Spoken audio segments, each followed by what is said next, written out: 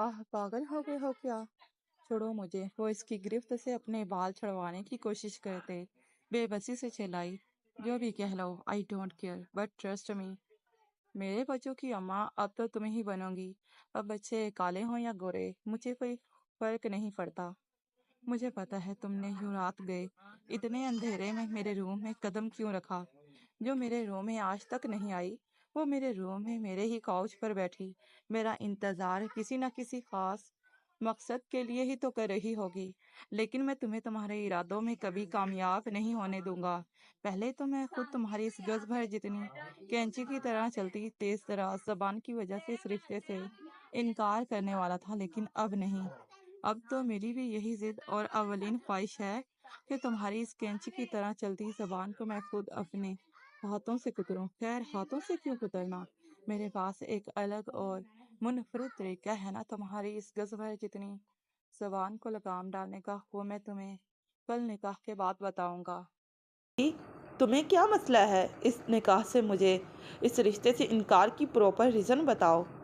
ये एक कमरे का मंजर था जहाँ की हर चीज़ लाइट पिंक कलर में अपनी पूरी आबोताब से चमक रही थी। कीमती नरम मुलायम हल्के गुलाबी रंग का कालीन संगे मरमर से बने सफ़ेद फर्श पर बिछा हुआ था, और इसी के हमरंग इस कमरे के दीवारों की पोशिक और सीलिंग के साथ साथ खिड़कियों पर पर्दे डाले गए थे। ये कमरा देखने में किसी परिस्तान से आई हुई शहजादी का लगता था, और इस कमरे में रहने वाली लड़की के ठाट बाट किसी परिस्तान की शहजादी से कम भी नहीं थे। अपने भाई जोहान शाह की लाडली और इकलौती बहन थी, जिसे बड़े नाज नखरों और अदाओं से पाला गया था। लेकिन कहते हैं शाहविला में इससे ज़्यादा इसके भाई जोहान शाह के लाड उठाए गए हैं, और अब भी घर वाले इसके बेजा लाड को उठाने में कोई कसर नहीं छोड़ते थे। शाहविला में रात डिनर के वक्त बातों बातों में ही इनके चचा हैदर शाह ने अपने लगते जिगर के लिए इसके वालिद सिराज शाह से इनकी जान अजीज़ बेटी का इनसे हाथ मांगा था, जिस पर उन्होंने दिली रसामंदी जाहिर करते हुए वहीं फौरी तौर पर इस रिश्ते के लिए हाँ कर दी थी। और वैसे भी इन्हें एतराज़ किस बात से होता?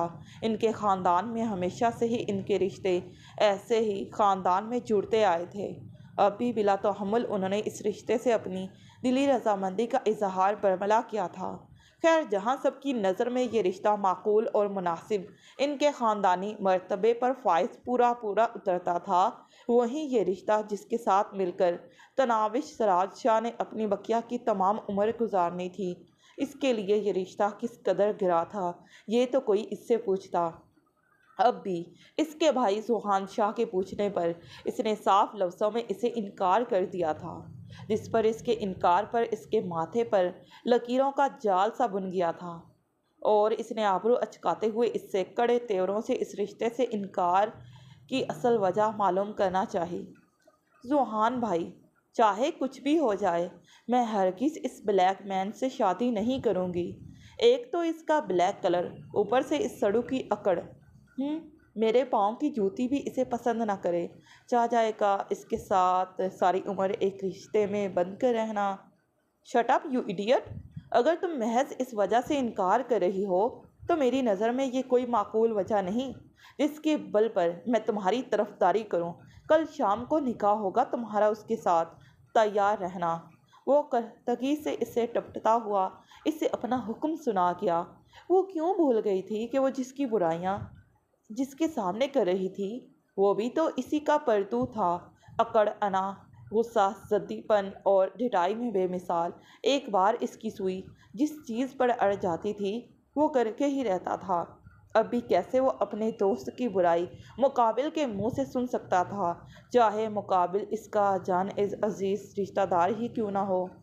पर भाई, इसने कुछ कहना चाहा, लेकिन इसकी शोलाबार आंखों की संजीदगी ने इसे मज़ीद कुछ भी कहने से रोक दिया।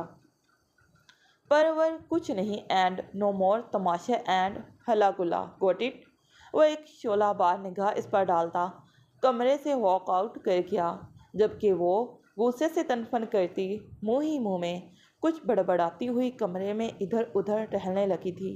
ایک یہی تو امید تھی اس کے پاس کہ اس کا بھائی اس معاملے میں اس کی سنے گا، لیکن اب جب اس نے ہی صاف لفظوں میں اسے انکار کر دیا تھا تو پھر رہی صحیح اندھیرے میں جو اس کو امید کی جوت نظر آئی تھی وہ بھی اپنے آپ اپنے اندر ہی دم توڑ گئی تھی۔ اب اس کے پاس اس مسئلے کا صرف ایک ہی حل بچا تھا کہ وہ ہمت کر کے اس کے پاس جائے جس کے متھے وہ ساری عمر کے لیے لگنے والی تھی۔ یوں ہی ٹہلتے ٹہلتے وہ ایک عزم کے ساتھ کمرے سے دبے پاؤں باہر نکل گئی۔ رات تقریباً 2:30 یا 3 بجے کا وقت تھا جب ایک سیاہ رنگ کی گاڑی گیٹ کے پار آ کر رکی تھی۔ ڈرائیونگ سیٹ پر موجود ڈرائیور نے چوکیدار کو آواز دینے کی بجائے ڈیش بورڈ پر رکھا ہوا ریموٹ کنٹرول اٹھایا اور اس ریموٹ کنٹرول پر موجود مخصوص بٹن کو پریس کر کے، جو کہ اس گھر کے بڑے سے گیٹ کے ساتھ ڈیجیٹلی منسلک تھا، کو کھول کر اپنی گاڑی کو لان کی راہداری سے گزارتے ہوئے اس گھر کے داخلی دروازے کے سامنے روک دی، اور اس کے بعد اس نے بڑی مستعدی سے اس گاڑی کا پچھلا دروازہ کھولا جس میں ایک نہایت ہی نفیس برانڈڈ سیاہ شلوار قمیض میں ملبوس ایک 28 سالہ مرد باہر نکلا تھا۔ اس کی گندمی رنگت، گہری بھوری آنکھیں اور کھڑی ستواں ناک اس کے چہرے کے تیکھے نقوش کو مزید پرکشش بنا دیتے تھے۔ اوپر سے اس کی ٹھاٹ باٹ، روب و دبدبا اور لہجے کی مغروریت پسندی اس کی پرکشش شخصیت میں 4 چاند لگا دیتی تھی۔ وہ ہر لحاظ سے چاہے جانے اور سراہے جانے کے قابل تھا۔ وہ یہ کہنا بہتر ہوگا کہ وہ سراپا محبت تھا، جس کی دل میں چاہت کرنا، اسے پانے کی تمنا کرنا اس کی حسن کو سراہنے کے مترادف تھا۔ وہ ڈرائیور کو گاڑی پورچ میں کھڑی کر کے اسے جانے کا حکم سنا کر اس گھر کے داخلی دروازے کی جانب آیا اور دائیں جانب موجود ایک فنگر پرنٹ سکینر میں انگوٹھے کی مدد سے دروازے کو کھول کر اس وسیع و عریض حویلی نما گھر میں داخل ہوا۔ اس حویلی کا لاؤنج اندھیرے میں ڈوبا ہوا تھا، صرف وہی لائٹ جلتی جہاں پر سے وہ گزر رہا تھا۔ وہ لاؤنج سے ہوتا ہوا سیڑھیاں چڑھتا 2nd فلور کے آخر میں چوتھے دروازے پر آن کر رک گیا تھا۔ اس نے دروازے کا ہینڈل ابھی پکڑا ہی تھا کہ دروازہ چرچراہٹ کی آواز پیدا کرتا ہوا کھلتا چلا گیا۔ شاید صفائی کرواتے وقت کسی نے ٹھیک سے اس دروازے کو بند نہیں کیا تھا۔ وہ سر جھٹک کر ڈریسنگ روم کی جانب بڑھ گیا، جہاں پر اس نے اپنی واچ، موبائل اور وائلٹ رکھا اور اپنی شال اور ویسٹ کوٹ کو اتار کر وہیں ڈریسنگ ٹیبل پر رکھ دیا۔ ابھی وہ اپنی یہ چند چیزوں کو رکھ کر مڑنے ہی والا تھا کہ جب اس نے نظر اٹھا کر سامنے آئینے میں دیکھا اور اس کی نظر ڈریسنگ ٹیبل کے مرر سے ہوتے ہوئے کاؤچ میں لیٹی ہوئی اپنی نئی نویلی ایک دن کی منگیتر پر جا کر ٹھہر گئی، جو کہ شاید اس کے انتظار میں جلتی بھنتی مہ خواب ہو چکی تھی۔ اس کے چہرے کے ڈھیلے ڈھالے اور تھکے ہوئے نقوش ایک دم سے تن سے گئے، اتنا سوچ کر کہ وہ اس وقت اس کے روم میں کر کیا رہی ہے، جس پر وہ شاہانہ سی چال چلتا ہوا اس کے پاس آ کر رک گیا۔ اس کے پاس جا کر وہ اس کی نرم و ملائم چمکتی سفید دودھ جیسی رنگت، اوپر سے اس کی لمبی گھنیری سیاہ پلکیں جو شاید اس کے نیند میں ہونے کے باعث ہلکی ہلکی سی لرزش پیدا کر رہی تھی، اوپر سے ڈھیلی ڈھالی بلیک کلر کے شرٹ ٹراؤزر میں ملبوس اس کا خود سے بے نیاز ہوشروبا سراپا، وہ پہلی بار یوں اس کے سامنے آئی تھی اور وہ پہلی بار میں ہی اس کے اس بے نیاز حسن کے وار سے گھائل ہو چکا تھا۔ وہ اس کے بے پرواہ حسن کو تکتے ہوئے اپنی بے خودی میں اس پر جھک آیا تھا اور اب اس کے چہرے کی ایک ایک نقش کی چھاپ کو اپنی آنکھوں کے ذریعے دل میں اتارنے لگا تھا۔ اس نے دل سے اعتراف کیا تھا کہ یہ لڑکی اپنے تیز ترار اور چلاک ہونے کے ساتھ ساتھ خود میں واقعی ہی اسے چاروں شانے چت کرنے کا ہنر رکھتی تھی۔ اس کی بے باک نظریں اس کے مومی جیسے سرخ و سفید گالوں سے ہوتی ہوئیں اس کے کسی قسم کی مصنوعی لالی سے بے نیاز ہونٹوں پر جا ٹھہری، جس کے لب ایک دوسرے میں پیوست اسے بہکانے کا کام بخوبی سر انجام دے رہے تھے۔ اس کے دل نے شدت سے انگڑائی لی کہ وہ ان لبوں کی نرماہٹ کو اپنے لبوں سے چھو کر محسوس کرے۔ وہ اس کے بدن سے اٹھ رہی محصور کن خوشبو میں کھو سا گیا تھا، لیکن پھر اچانک سے اسے اس کی اسی سفید رنگت سے چڑ بھی محسوس ہوئی۔ اس کی وجہ اس لڑکی کی زبان کا تیکھا اور کڑوا پن تھا، اوپر سے اپنے حسن پر بے جا ناز جو اسے اس کی طرف قدم بڑھانے سے روک دیتا تھا۔ یہ سب اس کے ساتھ ایک نئے اور انجانے سفر میں گم ہونے سے روک دیتا تھا، لیکن شاید وہ دونوں ہی نہیں جانتے تھے کہ وہ دونوں بہت جلد ایک نئے سفر عشق کے باسی بننے والے تھے، جہاں پر واپسی کا کوئی دوسرا راستہ نہیں ہوتا، بس ایک ہی راہ دکھائی دیتی ہے جس پر بس چلتے ہی جانا ہوتا ہے اور عشق کی تمام منازل کو طے کرتے جانا ہوتا ہے۔ یہ عشق کا سفر لا حاصل اور حاصل کا سفر ہے، اور اس سفر کی معراج کو بس وہی پہنچا جس نے اس سفر عشق کے اعجاز کو دل و جان سے قبول کر لیا۔ اپنی ان لایعنی سوچوں کو سر جھٹکتے ہوئے اس نے اس کی جانب اپنا ہاتھ بڑھایا۔ ہے، اٹھو یہاں سے۔ اس نے اسے اٹھاتے ہوئے اس کے گالوں کو بے دردی سے پکڑ کر ہلایا تھا، جس پر وہ بیچاری ہڑبڑا کر اٹھی تھی۔ کون؟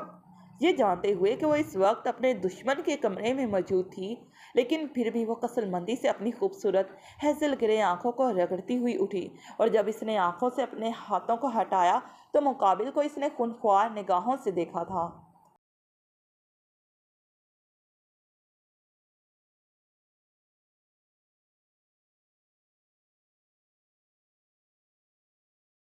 کس پاگل کتے نے کاٹ لیا تمہیں جو مجھے یوں پاگلوں کی طرح آ کر اٹھا رہے ہو؟ الٹا اس کے کمرے میں اس وقت اپنی موجودگی سے شرمندہ ہونے کی بجائے وہ اسے خشمگین نگاہوں سے دیکھتی اپنے گالوں کو رگڑتی ہوئی پھنکارتے ہوئے بولی۔ ایسا اس نے اسی لیے کیا کہ شاید وہ اسے جتلا سکے کہ وہ اس کے ساتھ رہنا تو بہت دور کی بات ہے، اسے اپنے وجود پر لگا اس کا ذرا سا لمس تک بھی گوارا نہیں، جبکہ اس کی اس حرکت پر مقابل انگاروں پر لوٹ گیا تھا۔ پاگل کتے نے مجھے نہیں بلکہ تمہیں کاٹا ہے، جو تم میرے روم میں یہاں اپنی تشریف کا ٹوکرا اٹھائے نشیوں کی طرح گدھے گھوڑے بیچ کر سو رہی تھی۔ بیٹا 1 سیکنڈ، یار تمہیں میرے روم میں آنے کی اتنی جلدی تھی جو تم کل نکاح ہونے کا ویٹ تک نہیں کر سکتی تھی؟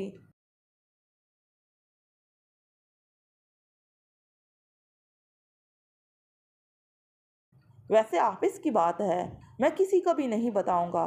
ذرا ایک بات تو بتاؤ مجھے، کہیں تم میرے روم میں آنے کی اتنی جلدی تو نہیں تھی جو تم ہمارے نکاح کا انتظار کیے بغیر میرے انتظار میں میری راہوں میں اپنی پلکیں بچھائی بیٹھی ہو؟ اس نے اپنے ہاتھوں کو کاؤچ کی دونوں سائڈ پر رکھا اور پھر اس کے خوبصورت غزیلے چہرے کو اپنے فوکس میں لیے وہ اس کی طرف ذرا سا جھک کر لہجے کو خوشگوار حد تک پر اصرار بناتے ہوئے بولا۔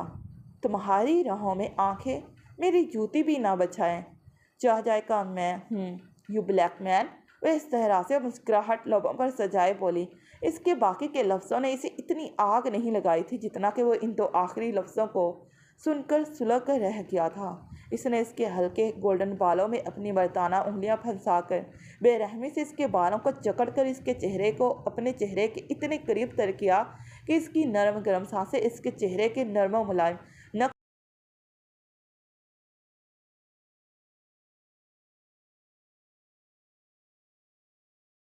کو جھلسانے لگی تھیں، جبکہ وہ سرخ آنکھوں سے اس کے چہرے کے بگڑتے بنتے زاویوں کو دیکھتا رہا۔ پاگل ہو گئے ہو کیا؟ چھوڑو مجھے۔ وہ اس کی گرفت سے اپنے بال چھڑوانے کی کوشش کرتے ہوئے بے بسی سے چلائی۔ جو بھی کہہ لو، I don't care, but trust me, میرے بچوں کی اماں اب تو تم ہی بنو گی۔ اب بچے کالے ہوں یا گورے مجھے کوئی فرق نہیں پڑتا۔ مجھے پتہ ہے تم نے یوں رات گئے اتنے اندھیرے میں میرے روم میں قدم کیوں رکھا۔ جو میرے روم میں آج تک نہیں آئی وہ میرے روم میں میرے ہی کاؤچ پر میرا انتظار کسی نہ کسی خاص مقصد کے لیے ہی تو کر رہی ہوگی، لیکن میں تمہیں تمہارے ارادوں میں کبھی کامیاب نہیں ہونے دوں گا۔ پہلے تو میں خود تمہاری اس گز بھر جتنی کینچی کی طرح چلتی تیز تراز زبان کی وجہ سے اس رشتے سے انکار کرنے والا تھا، لیکن اب نہیں۔ اب تو میری بھی یہی ضد اور اولین خواہش ہے کہ تمہاری اس کینچی کی طرح چلتی زبان کو میں خود اپنے ہاتھوں سے کتروں۔ خیر، ہاتھوں سے کیوں کترنا، میرے پاس ایک الگ اور منفرد طریقہ ہے نا تمہاری اس گز بھر جتنی زبان کو لگام ڈالنے کا۔ وہ میں تمہیں کل نکاح کے بعد بتاؤں گا۔ اتنا کہتے وہ مینی خیزی سے مسکرایا اور پھر اپنی بات کو جاری رکھتے ہوئے بولا، now you just get lost from hair.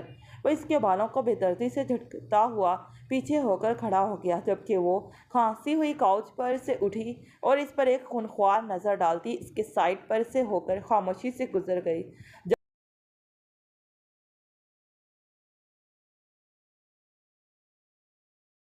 آتے وقت ڈور کو لاک کرتی جانا، جبکہ وہ اس کے حکم کو سنتی بجائے دروازہ بند کرنے کے پوری طرح سے کھول کر اس کے کمرے سے واک آؤٹ کر گئی، جبکہ اس کے بھیگی بلی بن کر جانے پر اس نے ایک جاندار کہکا لگایا تھا۔ کون؟ دروازے پر ہونے والی دستک کی آواز کو سن کر کمرے میں موجود زیرو نے مصروفیت بھرے انداز میں سوالیہ پوچھا۔ ڈیڈ، میں آئی کم ان؟ وہ دروازے پر ہلکی سی دستک دیتی ہوئی ان کے پوچھنے پر روم میں ذرا سا جھانک کر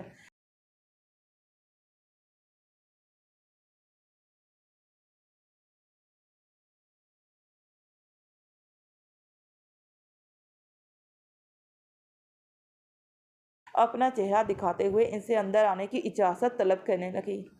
come out my beautiful girl.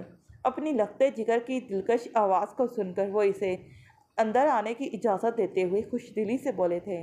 Sorry dead, میں نے آپ کو ڈسٹرب کر دیا، آپ آفس کے لیے لیٹ ہو رہے ہوں گے۔ وہ ان کو عجلت بھرے انداز میں کوٹ پہنتا دیکھ معذرت خواہانہ انداز میں بولی۔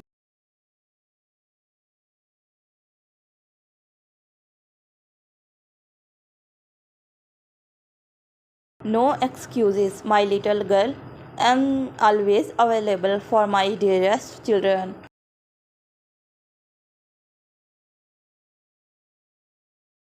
وہ ایک ہاتھ سے اپنی کلائی کے کف لنکس بند کرتے ہوئے اس کی جانب پوری طرح سے متوجہ ہوتے ہوئے خوش دلی سے بولے تھے۔ ڈیڈ، وہ بولنے کے لیے لفظوں کو تولنے لگی۔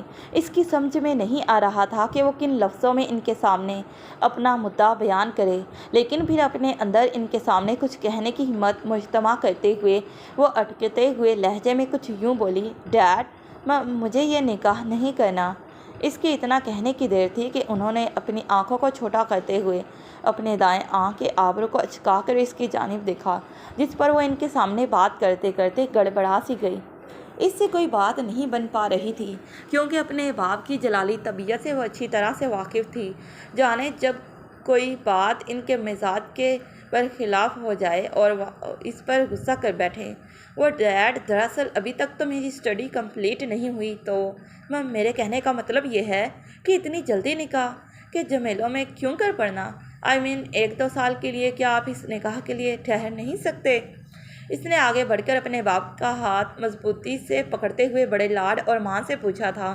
لیکن یہ اور بات تھی کہ وہ کہنا تو ان سے یہی چاہتی تھی کہ وہ اس سڑو پلس بلیک مین سے شادی کرنے کے حق میں ہرگز نہیں تھی، لیکن پھر اپنی جلد بازی میں اس کے دماغی فطور نے اسے یہی صلاح دی کہ وہ اپنی پڑھائی کا بہانہ بنا کر ان کے سامنے فی الوقت اس رشتے سے انکار کر دے، اور اس نے اپنے شیطانی دماغ کی سنتے ہوئے اس پر عمل درآمد کیا اور رد عمل کے طور پر سر اٹھا کر محبت پاش نظروں سے ان کے جواب کی منتظر تھی، جب وہ ایک توقع کے بعد گہرا سانس بھرتے ہوئے بولے۔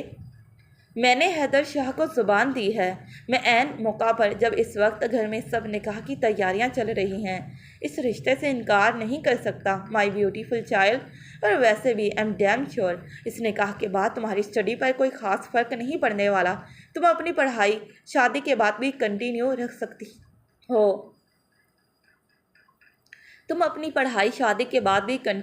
سکتی ہو۔ ذوالقرنین، حیدر شاہ کا بیٹا جس سے اس کی نسبت طے کر دی گئی تھی، کو بھلا کیا مسئلہ ہو سکتا ہے تمہاری اسٹڈی سے؟ وہ اس کے سر پر پیار سے ہاتھ پھیرتے اسے رسانیت سے سمجھاتے ہوئے بولے۔ ان کے خیال میں یہ کوئی اتنا بڑا مسئلہ تو نہیں تھا جس کے لیے انہیں اس نکاح کو منسوخ کرنا پڑے۔ پر ڈیڈ، اس نے اپنی جانب سے ایک آخری چھوٹی سی کوشش کرتے ہوئے ایک بار پھر سے پرزور احتجاج کرنا چاہا۔ پرور کچھ نہیں، now am getting late, I talk to you later. Bye, انہیں آفس کے لیے دیر ہو رہی تھی، اس لیے وہ اس کے انکار کو گویا ہوا میں اڑانے کے مستاق چلتا کر کے وہ اس کے گال کو پیار سے تھپتھپا کر اس کی کسی بھی بات پر غور کیے بنا وہاں سے 9-2-11 ہو گئے، جبکہ ان کے جانے کے بعد وہ یوں اپنی بات کے ادھورا رہ جانے پر غصے سے پیر پٹکتی وہاں سے واک آؤٹ کر گئی۔ کیا بنا؟ مل گیا جواب پھر؟ وہ جب اپنے کمرے میں داخل ہوئی تو وہ اسے اس کے صوفے پر بیٹھا نظر آیا، جو بڑے سکون سے اپنی ٹانگ کے اوپر ٹانگ کو چڑھا کر لاپرواہی سے اپنی ٹانگوں کو ہلانے کے ساتھ ساتھ تنزن اس سے پوچھ رہا تھا، جبکہ وہ اس کے یوں استحقاق سے اس کے صوفے پر براجمان ہونے اور پھر نہلے پہ دہلا اس کے طنزیہ انداز پر غصے سے سکپا ہوتی ہوئی اس کے پاس صوفے کے قریب آئی تھی۔ تو تم پہلے مجھے یہ بتاؤ، تمہاری ہمت کیسے ہوئی میرے روم میں اور یہاں میرے صوفے پر بیٹھنے کی؟ وہ اس کی پرسکون انداز و اعتبار کو دیکھتی غصے سے پھنکاری تھی۔ ہمت کی تو بات ہی مت کرو مجھ سے، آزما کر دیکھ لو مائی ڈیئرسٹ فیوچر وائف، بہت ہمت ہے مجھ میں۔ وہ اس کے غصے سے سیخ پاہ چہرے کو دیکھتے ہوئے چہرے پر طنزیہ مسکراہٹ سجائے اس پر بہت گرجاتے ہوئے منی خیز لہجے میں بولا تھا، فیوچر وائفی، بتایا نہیں کیا بنا پھر؟ اس رشتے سے انکار کرنے گئی تھی نا تم دایا جان سے، تو پھر کیا جواب ملا؟ وہ اب بھی پل اسے جلانے کے موڈ میں تھا، جس پر وہ اپنی تھوڑی کو رگڑتا ہوا اس کے سامنے چہرے پر مکروہ مسکراہٹ لیے پوچھ رہا تھا، اور پھر اس کے خوبصورت چہرے کو دیکھا جہاں سفید رنگت میں غصے کے مارے سرخیاں ہی سرخیاں کھلی ہوئی تھی۔ اس سے محفوظ ہوتے ہوئے اس نے اپنی بات کو جاری رکھا، 100% افسوس یہاں بھی مس تناوش شاہ کو منہ کی کھانی پڑی۔ OMG، وہ بڑے ڈرامائی انداز میں اس کی حالت سے حز اٹھا کر بولا، یہ خوش فہمی ہے تمہاری مسٹر ذوالقرنین حیدر شاہ، تم ابھی اس لائق نہیں ہوئے کہ تمہیں تناوش شاہ اپنی آنکھوں میں خواب بنا کر سجا لے۔ وہ اس کے تیر و طنز کے وار پر کاری ضرب لگاتے ہوئے احترازیہ انداز میں بولی، آنکھوں کا خواب نہ سہی، چلو مجھے یہ تو خوش فہمی ہے نا کہ میں عنقریب آج شام کو تمہارے سر کا تاج بننے والا ہوں۔ وہ بھی اس کے سراپے کو باغور دیکھتے تنزن مسکرا کر بولا تھا، تو تم غصے کے مارے اس سے کوئی بات ہی نہ بن پائی کہ وہ اس سر پھرے کو ایسا کون سا جواب دے جس پر وہ اس کی انگارہ اگلتی زبان پر قابو پا سکے۔ یکدم سے اسے اپنی بے بسی پر رونا آنے لگا اور اس نے بے بس سی ایک نگاہ اپنے سامنے کھڑے ظالم شخص پر ڈالی۔ مس تناوش سراج شاہ، تم بس چیخ چلا کر اس رشتے سے انکار کرنے کی کوشش کر سکتی ہو، اس کے علاوہ تم کچھ اور کر نہیں سکتی، اور نہ ہی تم اس رشتے کو روکنے کے لیے کوئی عملی قدم اٹھا سکتی ہو۔ مان لو مس تناوش شاہ کہ تم ذوالقرنین شاہ کے سامنے پوری طرح سے بے بس ہو چکی ہو۔ تم پر اور تمہارے وجود پر سب سے زیادہ حق جتانے والا ذوالقرنین شاہ ہی ہے، اس کے علاوہ تم کسی اور کی دل میں چاہ یا تمنا رکھو، یہ محض تمہاری سراسر حماقت ہی ہے، اور سب سے بڑھ کر تم میرے رہتے کسی اور کو سوچو۔ ذوالقرنین حیدر شاہ یہ کبھی ہونے نہیں دے گا۔ وہ اس کی بے بس ہو رہی حالت پر اسے بازوں سے تھام کر اس کے چہرے کو اپنے چہرے کے قریب تر کرتے اس کے چہرے پر چھائی بے بسی، غصہ اور جھنجھلاہٹ پر چوٹ کرتے ہوئے اس پر طنز کرتے بولا تھا، میرا نکاح بھلے ہی تم سے ہو جائے یو بلیک مین، لیکن میں تمہیں ہر پل اس بات کا احساس دلاؤں گی کہ اس نکاح میں میری مرضی ہرگز شامل نہیں تھی۔ میں تمہارا جینا دوبھر کر دوں گی۔ وہ بدلے میں وہ بھی اس کی بری آنکھوں میں دیکھتی اپنے چہرے پر مکروہ مسکراہٹ لیے اسے تپانے والے انداز میں مسکرائی تھی، آئی لائک اٹ، مجھے تمہارا یہ انداز بہت پسند آیا، لیکن مائی فیوچر وائف، تم ابھی بھی غلطی پر ہو، بہت خوش فہم ہو تم، جو تمہیں لگتا ہے کہ میں تمہاری اکڑ کو نکاح کے بعد برداشت کروں گا۔ یقین جانو تمہاری بدتمیزیوں کے بدلے میں جب یہ بلیک مین تمہیں اپنی تمام تر شدتوں سے واقف کروائے گا تب تم اس کی شدت کی ایک جھلک تک کو برداشت نہیں کر پاؤ گی۔ وہ بھی بدلے میں اس کے چہرے کے لال ہو رہے خد و خال کو دیکھتا منی خیزی سے اسے وارن کرتے ہوئے کمینگی سے بولا تھا، جبکہ اس کی اتنی بے باک گفتگو پر تناوش کے جسم کا سارا خون نچڑ کر اس کے چہرے پر آن جمع ہوا تھا، جس سے اس کے چہرے کا پہلے سے لال رنگ اب شفق کی طرح گلزارِ لالا ہو گیا تھا۔ لیو می ذوالقرنین، مجھے چھوڑ دو، درد ہو رہا ہے مجھے۔ وہ اس بدتمیز بے باک انسان کو کیا کہتی، لیکن پھر وہ اس کی بے رحم گرفت سے خود کو آزاد کروانے کی کوشش کرتے ہوئے محض اتنا ہی کہہ سکی، جس پر وہ اسے ایک جھٹکے سے چھوڑتا ہوا اس پر ایک کٹیلی نگاہ ڈال کر اس کے کمرے سے نکل گیا، جبکہ پیچھے سے اس نے اپنے سفید نرم و ملائم بازوؤں کو سہلاتے ہوئے دیکھا جہاں پر اس کی سخت گرفت کے سرخ نشان بن گئے تھے۔ انہیں دیکھ کر اسے جتنی گالیاں آتی تھی اس نے اسے دیکھ کر خود کو ہلکا کیا تھا۔ تانیہ، آج میری بیٹی کو اس دنیا کی سب سے حسین ترین لڑکی بنا دو۔ افت بیگم نے اس کے کندھے پر ہاتھ رکھتے ہوئے اپنے ساتھ کھڑی اس شہر کی سب سے بڑی بیوٹیشین کو اور پھر اپنی چہیتی بیٹی کو بڑے تفاخر سے دیکھتے ہوئے کہا، جبکہ اس دوران تناوش نے اپنے ہونٹوں کو گویا سی لیا ہو۔ جو مجال ہے اس کے بعد سے اس نے اپنے منہ سے کوئی فضول بات کہی ہو، وہ جان چکی تھی۔ اب جاہے فرار ممکن نہیں، مرتے نہ کرتے کہ مستاق اس نے منہ کی کھاتے ہوئے خود کو اس نکاح کے لیے راضی کر لیا تھا۔ باقی اس نے دل میں تہیہ کر لیا تھا کہ وہ اپنی بے بسی اور اس زبردستی کے نکاح کا بدلہ اس ظالم شخص سے ضرور لے گی۔ جی میم، نو ایشو۔ یہ تو ماشاء اللہ پہلے سے ہی اتنی خوبصورت ہے، انہیں کیا ضرورت ان مصنوعی لیس کانٹوں کی؟ لیکن پھر بھی ہم انہیں آپ کی من مرضی کے مطابق ایسا تیار کریں گے کہ آپ کا دل ہر بار کی طرح ہمارے ہنر کی تاب سے متعارف ہو جائے گا۔ سامنے جو بھی لڑکی تھی، افت بیگم کو کیسے اپنی باتوں اور اپنے ہنر سے قائل کرنا ہے وہ خوب اچھے طریقے سے جانتی تھی، اسی لیے وہ محض اس کی بات پر سر ہلا کر رہ گئی۔ اچھا خیر چھوڑو، باتیں تو بعد میں بھی ہوتی رہے گی، ابھی فی الحال وقت بہت کم ہے، مہمان گھر آ چکے ہیں، کچھ ہی دیر میں نکاح کی تقریب شروع ہو جائے گی۔ آپ کے پاس کم از کم 2 گھنٹے ہیں، ان میں آپ کو میری بیٹی کو چاند کی طرح حسین دلہن بنانا ہے، جو بھی دیکھے بس دیکھتا ہی رہ جائے۔ پتہ چلنا چاہیے کہ شاہ خاندان میں محض ایک نکاح کی سادہ سی تقریب بھی کسی شادی سے کم نہیں، انہوں نے بڑے مغرورانہ انداز میں کہا اور پھر شاہانہ سی چال چلتے ہوئے کمرے سے باہر نکل گئی۔ تقریب کا باقاعدہ آغاز ہو چکا تھا، ہر طرف رنگ برنگی برقی قیمتوں نے محفل کو 4 چاند لگا دیے تھے۔ مہمانوں سے پورا حال بھرا پڑا تھا، اگرچہ اس تقریب میں بہت ہی خاص اور قریبی ملنے ملوانے والوں کو مدعو کیا گیا تھا، لیکن پھر بھی ان چند معزز عزیز و اقارب کو دیکھ کر ایسا لگتا تھا کہ جیسے پورے شہر کی رونقیں یہاں اس وقت شاہ ولا میں آ کر آباد ہو گئی ہوں۔ وہ اپنی جان سے پیاری سہیلیوں کی رہنمائی میں سیڑھیاں اترتی اسٹیج پر آئی تھی، جہاں پر درمیان میں ایک باریک جالی کا سفید کپڑا لگا کر مصنوعی پردہ لگایا گیا تھا اور اسے گلاب کے کلیوں اور قیمتی برقی قیمتوں سے مزین کر کے مزید خوبصورت بنا دیا تھا۔ اس کے آتے ہی ذوحان شاہ کے اشارہ کرنے پر مولوی صاحب نے باقاعدہ نکاح کا آغاز کیا۔ ذوالقرنین شاہ ولد حیدر شاہ، آپ کا نکاح تناوش شاہ بنت سراج شاہ سے 1 کروڑ سکہ رائے الوقت طے پایا ہے، کیا آپ کو یہ نکاح قبول ہے؟ مولوی صاحب نے نکاح کے رسمی جملے ادا کرنے کے بعد اس سے اس کی رضامندی جاننا چاہی، جس پر اس نے بے ساختہ اپنی ایک بری نظر سامنے جالی کے پیچھے اس ستمگر پردہ نشین پر دوڑائی تھی، جو کہ گھونگھٹ کی آڑ میں اس سے اپنے چہرے کی خوبصورت خد و خال چھپائے بیٹھی تھی۔ بے اختیار اس کے عنابی لبوں نے ایک دل فریب مسکراہٹ کو چھوا، یہ سوچ کر کہ اس چاندی کی طرح چمکتی حسن کی دیوی پر اب پور اس کا غلبہ ہونا تھا۔ وہ ذوالقرنین شاہ بقول اس کے اس بلیک مین کی قید میں ہمیشہ کے لیے پھنس چکی تھی۔ نکاح کے الفاظ مکمل ہوتے ہی جیسے وقت تھم سا گیا۔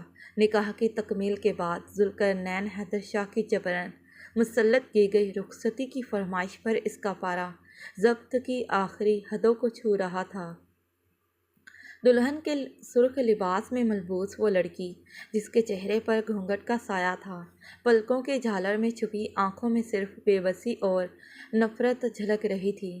اس نے غصے سے گھونگھٹ کا پلو پکڑ کر زور سے مروڑا، جیسے دل میں اٹھتے طوفان کو دبانے کی ناکام کوشش کر رہی ہو۔ پتہ نہیں کس طرح کیسے وہ ذوالقرنین اپنے ضدی لہجے اور دباؤ کے ذریعے گھر والوں کو رخصتی پر آمادہ کر چکا تھا۔ لاکھ انکار، ہزاروں دلیلیں اور آنسو بہانے کے باوجود اسے اچانک ہی بنا کسی تیاری کے رخصت کر دیا گیا تھا۔ اب وہ دلہن کے لباس میں خاموشی سے اس کمرے میں کھڑی تھی جو سہاگ رات کے لیے سجایا گیا تھا۔ آنکھوں سے بہتے آنسو گالوں کو بھگو رہے تھے، مگر نگاہوں میں صرف نفرت تھی۔ اس نے سجاوٹ کی غرض سے بچھائی گئی پھولوں اور پتیوں سے سجی سیج کو بے دردی سے نوچ کر قالین پر پھینک دیا۔ وہی سیج جس پر تھوڑی دیر پہلے اسے دلہن بنا کر بٹھایا گیا تھا، اس کی مرضی کے خلاف، اس کے خوابوں کے برعکس۔ غصے کی شدت سے اس کا چہرہ سرخ تھا، آنکھوں میں آنسو، دل میں ٹوٹے خوابوں کا نوحہ اور وجود میں بے بسی کی لہر تھی۔ وہ بے یقینی اور قرب سے قالین پر بکھری گلاب کی مرجھائی کلیوں کو تکے جا رہی تھی، جن پر تھوڑی دیر پہلے اس کے وجود کا سایہ تک نہ تھا۔ وہ کلیاں اس کے مرجھائے ارمانوں، کچلے جذبات اور بے جان خوابوں کی عکاسی کر رہی تھیں۔ چند لمحوں بعد وہ اپنی طاقت ہار گئی۔ پاؤں کے نیچے ٹھنڈے فرش پر وہ آہستہ سے گھٹنوں کے بل بیٹھ گئی، اور پھر جیسے اس کے اندر کا سارا ضبط ایک ہی پل میں ٹوٹ گیا، وہ زاروں کی طرح رونے لگی، دل میں چھپی اذیت، رخصتی کا صدمہ اور اپنی بے بسی پر بس آنسو بہاتی رہی، ٹھیک اسی طرح جیسے اس کے خوابوں کو روند کر زمین پر روند دیا گیا تھا۔ وہ ابھی بھی ننگے فرش پر بیٹھی اپنی بے بسی کا ماتم کر رہی تھی، آنسو خاموشی سے گالوں پر بہہ رہے تھے اور دل میں درد کی ایک نہ رکنے والی لہر اٹھ رہی تھی۔ اچانک اسے اپنی پشت کی طرف سے کسی کے بھاری قدموں کی چاپ سنائی دی۔ اس نے آہستہ سے سر اٹھایا، مگر پلٹ کر دیکھنا بھی گوارا نہ کیا، جیسے اس کی ہٹ دھرمی ابھی باقی ہو۔ میں نے تمہیں پہلے ہی خبردار کیا تھا نا، پیچھے سے آتی ہوئی مردانہ آواز میں زبردستی اور فتح کا تاثر نمایاں تھا۔ تم چاہو یا نہ چاہو ہمارا نکاح ہونا تھا، اور دیکھ لو آج میرا اور تمہارا نکاح ہو چکا ہے۔ تم آج میری بیوی بن کر میرے کمرے میں موجود ہو، اور اب پوری زندگی تمہیں میری شرائط پر ہی جینا ہوگا۔ ذوالقرنین حیدر شاہ اب اس کے بالکل سامنے کھڑا تھا، چہرے پر ایک جیتی ہوئی جنگ کی مسکراہٹ تھی، ایک ایسا غرور جو کسی شکست خوردہ کو نیچا دکھانے کے بعد پیدا ہوتا ہے، جبکہ اس کے سامنے بیٹھی لڑکی کے چہرے پر شکستہ خوابوں اور کچلے ارمانوں کی ایک افسردہ جھلک تھی۔ وہ اس کی دل جلا دینے والی مسکراہٹ کو مزید برداشت نہ کر سکی، غصے سے تلملا کر وہ زخمی شیرنی کی مانند اچانک اس پر جھپٹی اور اس کی قمیض کے کالر کو سختی سے اپنی مٹھیوں میں جکڑ کر ورائی۔ کیوں کیا تم نے یہ سب؟ کیا قصور تھا میرا؟ صرف یہ کہ میں تمہیں بلیک مین کہتی تھی۔ اس کی آواز میں درد، غصہ اور بے بسی سب کچھ گھل چکا تھا۔ میں اس نکاح کو نہیں مانتی، اور نہ ہی کبھی مانوں گی۔ اس کی فریب دیتی بھری آنکھوں میں دیکھتی وہ حقارت سے بولی۔ ذوالقرنین حیدر شاہ اس کی جھنجھلاہٹ، آنکھوں کی نمی اور بکھری حالت کو لمحہ بھر کے لیے تکتا رہا، لیکن پھر ہونٹوں پر وہی غزیلی زہر خون ہنسی لاتے ہوئے بولا، بیوی، بس یہی تو تھا تمہارا مسئلہ جو اب ختم ہو چکا ہے۔ چلو اب جلدی سے اچھی بیویوں کی طرح میرا حق ادا کرو۔ اس کی یہ بات سن کر جیسے سارے زخم، سارے دکھ تازہ ہو گئے۔ وہ ہار گئی تھی، لیکن اس کے اندر کی آگ ابھی پوری طرح بجھی نہ تھی۔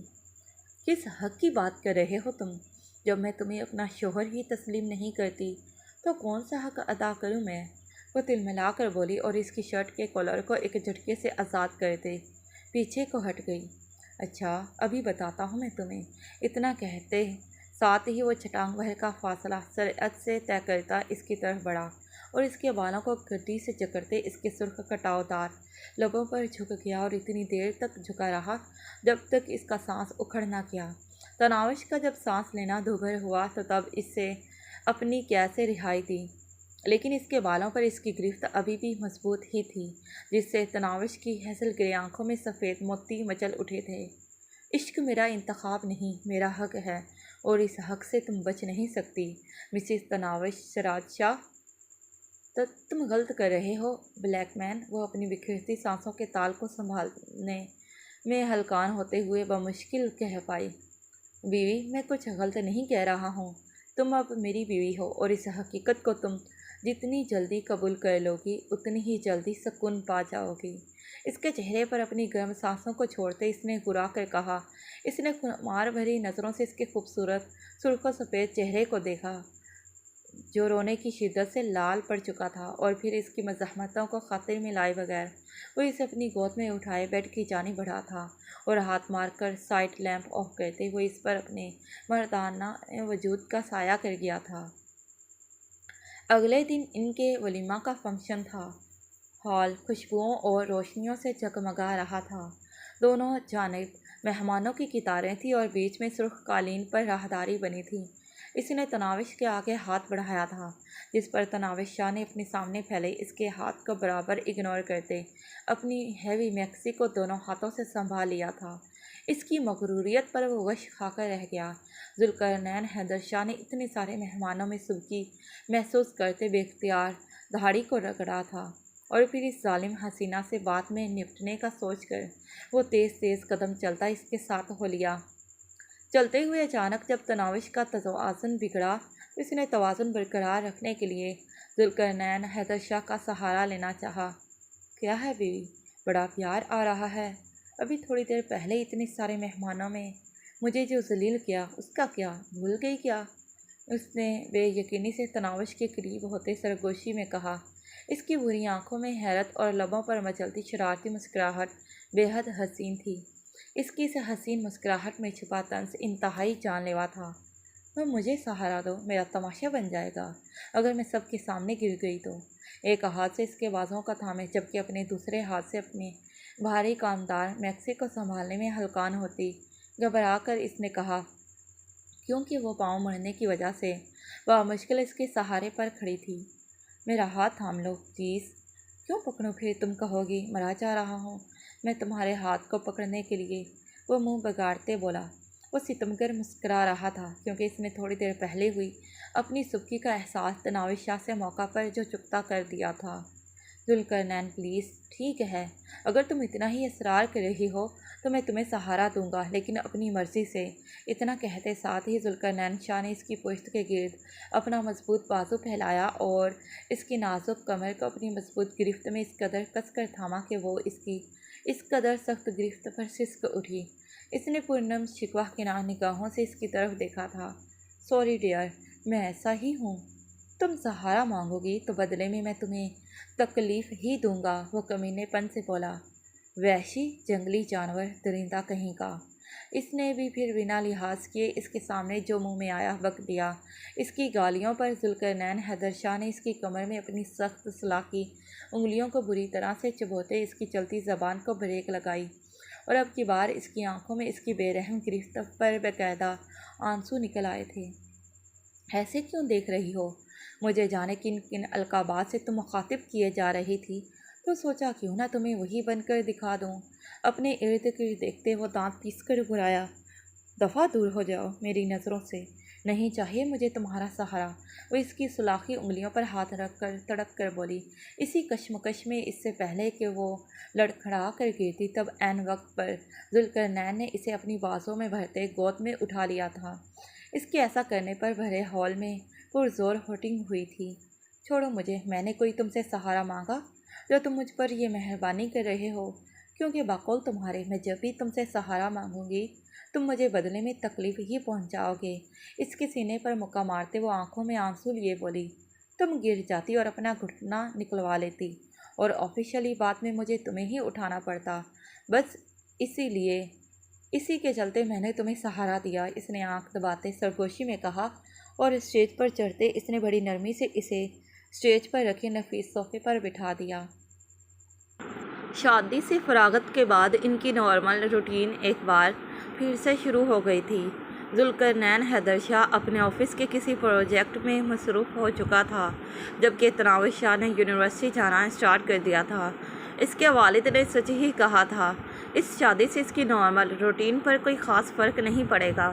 تناوش شاہ کے دن بظاہر تو خوشباش گزر رہے تھے، لیکن رات کے وقت جب وہ اس کے کمرے میں جاتی تو ذوالقرنین حیدر شاہ کسی دیوہیکل جن کی طرح اس کے سر پر سوار ہو جاتا، جس پر وہ کڑ کر رہ جاتی۔ رات 9 بجے کا وقت تھا۔ وہ ڈریسنگ ٹیبل کے سامنے کھڑی اپنی تیاری کا آخری جائزہ لے رہی تھی۔ اس نے میرون رنگ کا ٹراؤزر شرٹ پہنا تھا، لبوں پر ڈارک ریڈ کی لپسٹک لگائے وہ جانے کو تیار تھی جب اسے اپنے پیچھے سے ذوالقرنین شاہ کی موجودگی کا احساس ہوا۔ وہ اسے اپنے حصار پہ لیے اس کی پشت پر کھڑا تھا، اس کی بھاری انگلیاں اس کے پیٹ پر رینگتے اٹکلیاں کر رہی تھیں اور اس کی گرم سانسیں اس کے کندھے کو جھلسا رہی تھی۔ ذوالقرنین، مجھے جانے دو، دیر ہو رہی ہے، مجھے اپنی دوست کے برتھ ڈے پر جانا ہے، اس نے بیزارگی سے ڈریسنگ مرر میں نظر آتے اس کے عکس کو دیکھتے کہا۔ پھر کبھی چلی جانا، فی الحال یہ وقت میرا ہے۔ اس کے کندھے پر اپنا سلگتا لمس چھوڑتے خمار سے بولا، اور جب اس نے اسے اپنے وجود میں چھپانا چاہا تو وہ غصے سے پھٹ پڑی تھی۔ تم میری محبت نہیں ہو ذوالقرنین شاہ، بلکہ میری محبت کوئی اور ہے، میں کسی اور سے پیار کرتی ہوں۔ ذوالقرنین شاہ کی آنکھوں میں دوڑ رہی اپنے وجود کی طلب پر اس نے چلا کر کہا، ڈسٹرب مت کرو۔ غصہ کرنے کی بجائے الٹا وہ اس کے چہرے کا رخ اپنی طرف کرتے نرمی سے بولا اور اس کے سرخ یاقوتی ہونٹوں کو اپنی گرفت میں لے لیا، کیونکہ اسے لگا جیسے وہ جھوٹ بول رہی ہو، اس کی توجہ خود پر سے ہٹانے کے لیے، تاکہ وہ غصے میں اس سے دور ہو جائے۔ جانتے ہو نا، میں تم سے پیار نہیں کرتی، لیکن اس کے باوجود کیوں تم میرے جسم کو بھوکے درندے کی مانند نوچتے ہو؟ پلیز خدا کے لیے ختم کر دو یہ سب۔ ہر رات مجھ سے یہ انچاہی اذیت سہی نہیں جاتی۔ اس کی بڑھتی گستاخیوں پر وہ غصے سے پھٹ پڑی تھی، جبکہ وہ جو قبل سے اس کی بدتمیزیوں کو برداشت کر رہا تھا، خود کے کارے جانے پر وہ زخمی بنا اس پر جھپٹا اور اس کے ریشمی بالوں میں اپنی سلاخی انگلیوں کو پھنساتے اسے خود کے اتنا قریب کر لیا کہ ذوالقرنین شاہ کی گرم سانسیں اس کے چہرے سے ٹکراتی تناوش شاہ کو خوفزدہ کر رہی تھی۔ شرم نہیں آئی تمہیں اپنے شوہر کے سامنے اپنے پرانے معاشقے کا ذکر کرتے ہوئے؟ وہ اس کے بالوں کو گڈی سے دبوچتے ہرایا۔ اس کی پکڑ اس کے بالوں پر اس قدر شفاف تھی کہ تناوش کو لگا وہ اس کے بال سر کی چوٹی سے اکھاڑ کر رکھ دے گا۔ اس نے اس کے چہرے کی طرف دیکھا، اس کا معصوم چہرہ اس کی فطرت کے برعکس گواہی دے رہا تھا۔ اس کی آنکھوں کے مچلتے آنسوؤں کو دیکھ اس نے اس کے بالوں کو ایک جھٹکے سے چھوڑا اور وہ اس کے ساتھ کچھ غلط نہ کر بیٹھے بامشکل خود پر ضبط کرتے کمرے سے باہر نکل گیا تھا۔ اس کے کمرے سے باہر نکلتے ہی اس نے سوکھا سانس لیا تھا۔ اس رات کے بعد دونوں کے درمیان ایک اندیکھی اجنبیت کی دیوار حائل ہو گئی تھی۔ اب تو کئی دن گزر جاتے تھے اسے ذوالقرنین کی شکل دیکھنے کو نہ ملتی۔ اول تو وہ خود اس کے سامنے نہیں آتا تھا، اگر آ بھی جاتا تو خود اسے نظر انداز کر کے اس کے پاس سے خاموشی سے گزر جاتا۔ تناوش شاہ کو جب بھی وہ نظر آتا اسے اس کی بری آنکھوں میں ایک خاموش شکوہ نظر آتا، لیکن اس کی آنکھوں کو پڑھ کر بھی وہ اندیکھا کر دیا کرتی تھی۔ گرمیوں کا موسم شروع ہو چکا تھا، وہ بھی ایک گرم لو دیتی دوپہر تھی جب اچانک یونیورسٹی میں اس کی طبیعت خراب ہو گئی۔ گرمی کی وجہ سے وہ یونیورسٹی میں ہی بے ہوش ہو گئی تھی، جس پر اس کے ہوش میں آنے کے بعد پروفیسر نے اسے گھر جانے کی تلقین کی۔ اس نے اپنے ڈرائیور کو کال کر کے بلایا، لیکن شومِ قسمت کہ راستے میں اس کی گاڑی بھی خراب ہو گئی۔ گاڑی کو بھی ابھی ہی خراب ہونا تھا۔ وہ بخار میں تپتی غصے سے پھنکاری۔ گاڑی میں بیٹھے بیٹھے اس کا دل چلنے لگا، جس پر وہ تازہ ہوا کے لیے گاڑی سے باہر نکل آئی اور گاڑی سے نکل کر ڈرائیور کو دیکھا جو گاڑی کے ٹائر بدل رہا تھا۔ اتنے میں کچھ اوباش لڑکوں کی جیپ وہاں سے گزری، جو اس کو اس کڑکتی دھوپ میں کھڑے دیکھ اپنی جیپ روک کر اس کی طرف بڑھے تھے۔ جانے من کیوں دھوپ میں کھڑے ہو کر اپنی خوبصورتی کو جلا رہی ہو؟ اگر کہو تو ہم لفٹ دے دیتے ہیں۔ ان میں سے ایک آدمی اپنی آنکھوں میں ہوس لیے اس کی طرف بڑھتے کمینگی سے بولا۔ اس کی طبیعت پہلے سے ہی خراب تھی، اوپر سے وہ ایک نئی مصیبت میں پھنس چکی تھی۔ اس کی سمجھ میں نہیں آیا کہ وہ کیا کرے، اس سے پہلے کہ وہ کوئی ایکشن لیتی یا پھر وہ آدمی اس کے پاس آتا، جب ایک دور سے آتا ہوائی فائر اس کے بازو کو چھو کر گزرا تھا۔ اس نے دیکھا کہ کچھ فاصلے پر ایک آدمی نے اپنی گاڑی کو فاصلے پر روکا تھا، اور پھر گاڑی کے سائیڈ والا دروازہ کھلا تھا، جس پر اس کے ہاتھ میں پکڑی گن صاف نظر آ رہی تھی۔ اس سے پہلے کہ وہ اپنی گاڑی سے اترتا، وہ سب آدمی شاید اپنے ہتھیار نہ ہونے کی وجہ سے اپنی جیپ کو لیے وہاں سے رفو چکر ہو گئے تھے۔ گاڑی میں سے نکلتے شخص کو بے خودی سے دیکھتی اس کی ہیزل گرے آنکھیں بھر آئی تھیں۔ وہ شخص کوئی اور نہیں بلکہ اس کا شوہر ذوالقرنین حیدر شاہ تھا، جس کو اللہ نے اس مشکل گھڑی میں اس کی حفاظت کے لیے اس کا محافظ بنا کر بھیجا تھا۔ گاڑی میں بیٹھو تاکہ میں تمہیں گھر چھوڑ دوں، اس نے جذبے سے عاری لہجے میں کہا۔ اور پھر کئی دن یوں ہی بیت گئے۔ زین العابدین نے تناوش شاہ کی موجودگی کو اس رات کے بعد یکسر نظر انداز کر رکھا تھا۔ وہ جانتا تھا وہ نازک جان بیمار تھی، اسی لیے اس نے خاموشی سے اس کا ایسے خیال رکھا جیسے کوئی شخص اپنے ناکردہ گناہوں کی سزا کاٹ رہا ہو۔ اس نے تناوش شاہ کے سامنے جیسے اپنی زبان پر خاموشی کا قفل لگا لیا تھا۔ اس کی یہ خاموشی اب تناوش شاہ کو اندر ہی اندر کھلنے لگی تھی۔ ذوالقرنین حیدر شاہ کی اس جامد خاموشی پر وہ خود کو مجرم تصور کرنے لگتی، اسے اپنا آپ چور سا لگنے لگتا، اور پھر اس نے اپنی طبیعت کے برخلاف وہ کام کیا جس کو کرنے کا جب بھی وہ سوچتی شرم کے مارے اس کے پسینے چھوٹ جاتے۔ اس نے بیڈ کی دوسری سائڈ پر دیکھا جہاں وہ آج اتنے دنوں بعد کمرے میں آیا تھا، اور آتے ساتھ ہی بیڈ کی دوسری سائڈ پر لیٹتے وہ اس کی طرف اپنی پشت کر کے سو گیا تھا۔ جب ذوالقرنین حیدر شاہ سو رہا تھا تو اسے اپنی پشت پر اس کے نازک لبوں کے بوسے محسوس ہوئے، جس پر کچی نیند میں بھی اس کی آنکھ کھل گئی تھی۔ اس کے نرم لبوں کے نازک لمس نے ذوالقرنین حیدر شاہ کی کچی نیند کو چیر کر رکھ دیا۔ اس نے آہستگی سے آنکھیں کھولی، مگر کچھ کہے بغیر وہ یوں ہی ساکت لیٹا رہا، یوں ہی جیسے تناوش شاہ کے لیے اس کے جذبات سرد پڑ چکے تھے۔ وہ جذبے جو کبھی تناوش شاہ کے لیے دھڑکن بن کر جیا کرتے تھے، اب جیسے کسی گہری خاموشی میں دفن ہو چکے تھے۔ میں نے جھوٹ بولا تھا ذوالقرنین، مجھے کسی سے محبت نہیں۔ ذوالقرنین شاہ کے وجود میں جب کوئی ہلچل نہ ہوئی تو اس نے تھوڑا اور قریب ہو کر روندی ہوئی آواز میں کہا۔ اسے لگا جیسے اس کا لمس ذوالقرنین کی خاموشی کو پگھلا دے گا اور وہ اس کی طرف کروٹ ضرور پلٹے گا، مگر وہ یوں ہی بے حس بنا پڑا جیسے اب اس کے جذبات کا موسم بدل چکا ہو، اور اب تناوش شاہ کے لمس کی تپش بھی اسے گرما نہ سکتی تھی۔ جانتا ہوں، اس کی طرف رخ پلٹے بغیر وہ بوجھل لہجے میں بولا۔ پھر میری طرف رخ کر کے سونا ذوالقرنین، وہ دھیرے سے بولی، جیسے ذوالقرنین حیدر شاہ کی بے رخی کی تپش آگ کے دہکتے شعلوں کی مانند اس کے دل میں اتر رہی ہو، جبکہ مقابل اس کے طرز تخاطب پر چونک کر پلٹا تھا۔ یہ تم مجھے بار بار ذوالقرنین کیوں کہہ رہی ہو؟ بلکہ بلیک مین کہو نا، جیسے ہمیشہ سے کہتی آ رہی ہو مجھے۔ وہ اس کی طرف کروٹ بدلتے تلخی سے بولا، اس کے تلخ رویے میں جیسے اس کے ٹوٹے ہوئے رشتے کی کرچیاں چھپی ہوئی تھیں۔ میرا چھونا تمہیں اذیت میں مبتلا کرتا ہے۔ میں جنگلی جانور ہوں اور میں کسی بھوکے درندے کی مانند تمہارے وجود کو ہر رات روندتا ہوں، وہ تلخی سے بولا۔ اس کی اس رات کی کہی گئی بات نے اس کے دل کو زخمی کر دیا تھا، جبکہ تناوش شاہ کی آنکھیں ندامت سے آنسو بہا رہی تھی۔ I'm sorry، مجھے معاف کر دو۔ میں جانتی ہوں مجھ سے غلطی نہیں بلکہ گناہ کبیرہ ہوا ہے۔ میں نے اپنے شوہر کے لیے وہ الفاظ استعمال کیے جو کسی بھی وفادار بیوی کو زیب نہیں دیتے۔ اس نے اس کے سینے میں خود کو چھپاتے دکھ سے کہا۔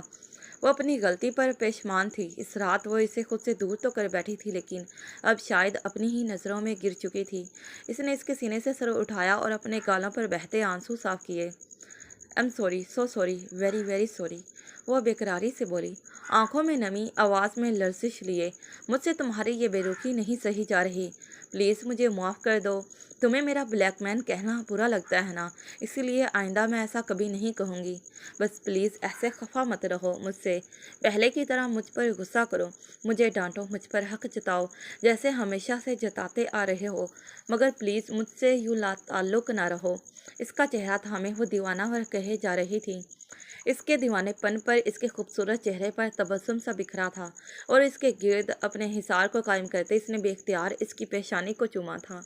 وہ جو دیوانہ ور بولے جا رہی تھی اس کے لمس پر ساکت رہ گئی، اور بے یقینی سے ذوالقرنین حیدر شاہ کے خوبصورت مردانہ ہونٹوں پر رینگتی مسکراہٹ کو دیکھنے لگی، جس مسکراہٹ نے اس کی روح تک کو چھو لیا تھا۔ کہا تھا نا، مجھ سے عشق کے آگے تمہاری ضد، انا اور نفرت سب ہار جائیں گی۔ دیکھ لو، آج تم خود چل کر میری پناہوں میں آئی ہو۔ وہ شرارت سے اپنی بائیں آنکھ کے کونے کو دباتے بولا۔ اس کے الفاظ جیسے کسی مہربان بارش کی طرح تناوش شاہ کے اداس دل پر برسے تھے، اور پھر اس نے اس کے قریب ہوتے اسے خود میں بھیج لیا، یوں جیسے وہ اس لمحے کا ہمیشہ سے منتظر تھا، جبکہ اس کے مان جانے پر تناوش کا مرجھایا ہوا چہرہ پھر سے کھل اٹھا، جیسے اس کے دل پر چھائی برسوں کی اداسی ایک پل میں بہہ گئی ہو۔ وہ اس کی حصار میں خود کو محفوظ اور دنیا کی سب سے خوش قسمت ترین لڑکی تصور کرنے لگی۔ بہت چاہتا ہوں میں تمہیں، تناوش اتنا چاہتا ہوں کہ شاید الفاظ بھی میرے جذبات کی ترجمانی کرنے سے قاصر ہوں۔ میرا عشق ہو تم۔ شکر ہے کہ اس سفر عشق کے سفر میں خدا نے مجھے تمہارے سامنے سرخرو ٹھہرایا۔ ذوالقرنین حیدر شاہ نے اس کے بالوں کی خوشبو کو گہرا سانس بھر کر اپنے اندر اتارتے دیوانگی سے کہا، میں تمہارے جیسا عشق تو نہیں کرتی، البتہ ان گزرے کچھ دنوں میں مجھ پر یہ عیاں ہوا کہ تناوش شاہ کا وجود ذوالقرنین حیدر شاہ کے بنا کچھ نہیں۔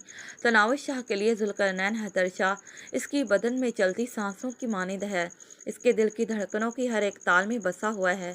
تناوش نے چہرہ اٹھا کر اس کی لو دیتی آنکھوں میں دیکھتے جذب سے کہا، تو پھر بیوی مجھے اپنے قریب آنے کی اجازت دو تاکہ اس بات کا میں تمہیں لفظوں سے زیادہ اپنے عمل سے یقین دلا سکوں۔ اب اجازت ہے، اس نے بے باکی سے کہا۔ اس کے بے باک اور شوق انداز پر تناوش شاہ کی لمبی گھنیری پلکیں شرم سے لرز اٹھیں اور خاموشی سے سر کو جھکاتے اس نے ذوالقرنین حیدر شاہ کو خود کو تسخیر کرنے کی اجازت دے دی۔ اس کی اجازت ملنے پر ذوالقرنین حیدر شاہ نے اس کے نرم و ملائم نازک ہونٹوں پر حاکمیت سے جھکا اور اس کی سانسوں میں اپنی سانسوں کی خوشبو چھوڑتے وہ دھیرے دھیرے اس کے نازک وجود پر قابض ہو رہا تھا۔ ان کی سانسوں کی حدت اور دھڑکنوں کا شور دونوں کے درمیان ہر فاصلے کو مٹا رہا تھا اور کمرے میں گونجتی ان دونوں کی سسکیوں نے ان کے عشق کی خاموشی سے گواہی دی تھی۔ اب جب بدگمانیوں کے بادل چھٹے تو دھند کے پار ہر چیز صاف دکھائی دینے لگی اور دور کھڑکی کے پردوں کی اوٹ سے جھانکتی چاند کی روشنی بھی ان کے ملن پر بادلوں کی اوٹ میں چھپ گئی۔ ختم شد۔ تو پیارے ریڈرز، آپ سب کو یہ شارٹ کہانی کیسی لگی پڑھ کر ضرور بتائیے گا، اور چینل کو سبسکرائب اور ویڈیو کو لائک ضرور کر دیں۔ شکریہ۔